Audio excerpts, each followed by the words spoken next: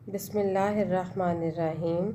جماعت ہفتم کے اسلامیات کے لیکچر نمبر 1 کے ساتھ حاضر ہیں۔ سبق نمبر 13، رحمت دو عالم صلی اللہ علیہ وآلہ وسلم کا سفر آخرت۔ جیسا کہ آپ کو معلوم ہے کہ سبق رحمت دو عالم کا سفر آخرت ڈیورنگ کلاسز ہی کمپلیٹ ہو گیا تھا، لیکن اس کا ایک کوسچن باقی ہے، اور اس سوال کو کمپلیٹ کروانے سے پہلے میں ایک مرتبہ پھر اس سبق کا اوور ویو آپ کو دے رہی ہوں۔ اس سبق میں نبی کریم صلی اللہ علیہ وسلم کے آخری ایام کے بارے میں بتایا جا رہا ہے۔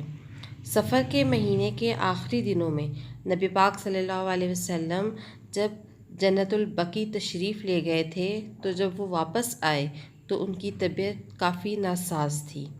آپ صلی اللہ علیہ وسلم کے سر میں درد شروع ہوا اور پھر بخار میں مبتلا ہو گئے، اور آپ صلی اللہ علیہ وسلم کی بیماری دیکھتے ہی دیکھتے بڑھتی چلی گئی۔ آپ صلی اللہ علیہ وسلم مسجد نبوی میں امامت فرماتے رہے۔ جب کمزوری حد سے زیادہ بڑھ گئی تو آپ صلی اللہ علیہ وسلم نے امامت حضرت ابوبکر صدیق رضی اللہ تعالیٰ عنہ کو سونپ دی۔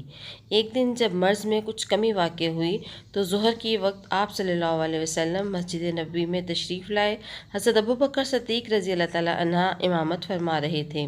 آہٹ پا کر وہ پیچھے ہٹنے لگے تو آپ صلی اللہ علیہ وسلم نے اشارے سے منع فرمایا اور ان کی امامت میں ظہر کی نماز ادا کی۔ نماز کے بعد خطبہ فرمایا، اللہ نے اپنے بندے کو اختیار دیا کہ چاہے تو وہ دنیا کی زیب و زینت کو پسند کرے، چاہے تو اللہ کے پاس جو انعام و اکرام ہے اسے اختیار کرے۔ چنانچہ اس بندے نے جو کچھ اللہ کے پاس ہے اسے اختیار کر لیا ہے۔ حضرت ابوبکر صدیق رضی اللہ تعالیٰ عنہ اشارے کو سمجھ گئے اور زار و قطار رونے لگے۔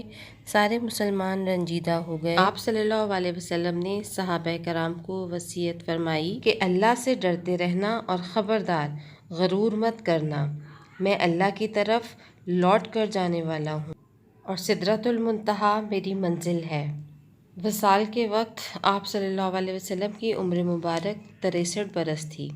وصال کے وقت ایسی خوشبو پھیلی ہوئی تھی کہ حضرت عائشہ صدیقہ رضی اللہ تعالیٰ عنہ فرماتی ہیں کہ پہلے کبھی ایسی خوشبو نہیں سونگھی تھی، اور میرے ہاتھوں سے یہ خوشبو کئی ہفتوں تک آتی رہی۔ اسٹوڈنٹس، یقیناً آپ کو کافی ساری چیزیں ریکال ہو گئی ہوں گی، تو اب آ جاتے ہیں ورکنگ کی طرف۔ ورکنگ آپ نے اپنے اسلامیات کے رجسٹر میں کرنی ہے، جہاں پہ ٹیچر آلریڈی اس کا اسکیچ بنوا چکی ہیں اور اس کا ایک سوال بھی کمپلیٹ ہو چکا ہے۔ ریٹن ورک کے 2 کوسچن میں سے کوسچن نمبر 5، حضور صلی اللہ علیہ وسلم کی نماز جنازہ کس نے پڑھائی اور کس طرح یہ کروایا جا چکا ہے؟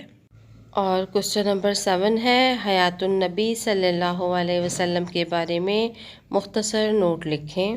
جواب: اللہ تعالیٰ نے لوگوں کی بھلائی اور ہدایت کے لیے کم و بیش 1,24,000 انبیاء کرام دنیا میں مبعوث فرمائے، جن میں اپنے پیارے نبی حضرت محمد صلی اللہ علیہ وسلم کو تکمیل دین کے لیے منتخب فرمایا، اور آپ صلی اللہ علیہ وسلم کی ذات اقدس پر سلسلہ نبوت اختتام پذیر ہوا۔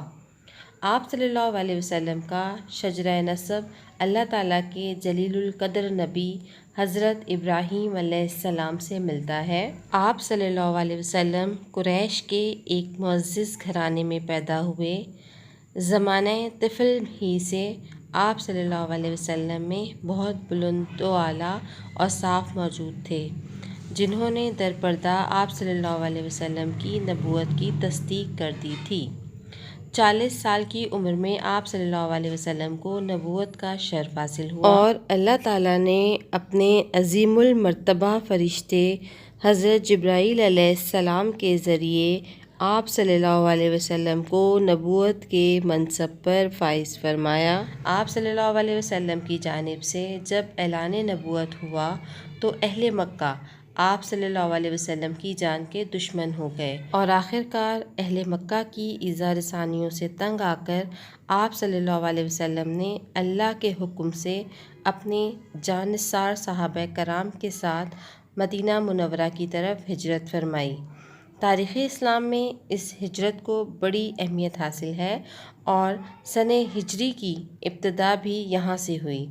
مدینہ میں قیام کے دوران ہی آپ صلی اللہ علیہ وسلم نے مسجد نبوی کی تعمیر فرمائی۔ اس مسجد کی اہمیت اس بات سے ثابت ہے کہ جو شخص اس مسجد میں 40 نمازیں ادا کرے گا اس کی شفاعت حضور صلی اللہ علیہ وسلم روز محشر میں فرمائیں گے۔ آپ صلی اللہ علیہ وسلم نے اپنے جانثار ساتھیوں کے ساتھ اہل اسلام کے خلاف کیے جانے والے معرکوں میں شرکت فرمائی اور اللہ کے حکم سے فتح و نصرت پائی، اور ان معرکوں کے بعد دشمنان دین کی دوبارہ جرأت نہ ہو سکی کہ وہ اسلام اور مسلمانوں کے خلاف سر اٹھا سکیں، اور یوں اسلام کو کفار پر برتری حاصل ہو گئی، دشمنان دین کی سرکوبی ہو گئی، اور اللہ نے اپنے نبی صلی اللہ علیہ وسلم اور ان کے دین کو محفوظ فرمایا۔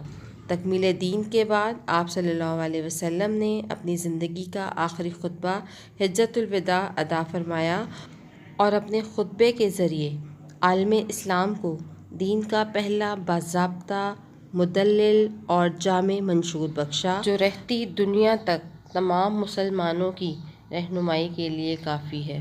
اس منشور کے نکات پر عمل پیرا ہو کر اور اسے اپنی زندگی میں لاگو کرتے ہوئے ہر مسلمان دنیا اور آخرت میں فلاح کے منصب پر فائز ہو سکتا ہے۔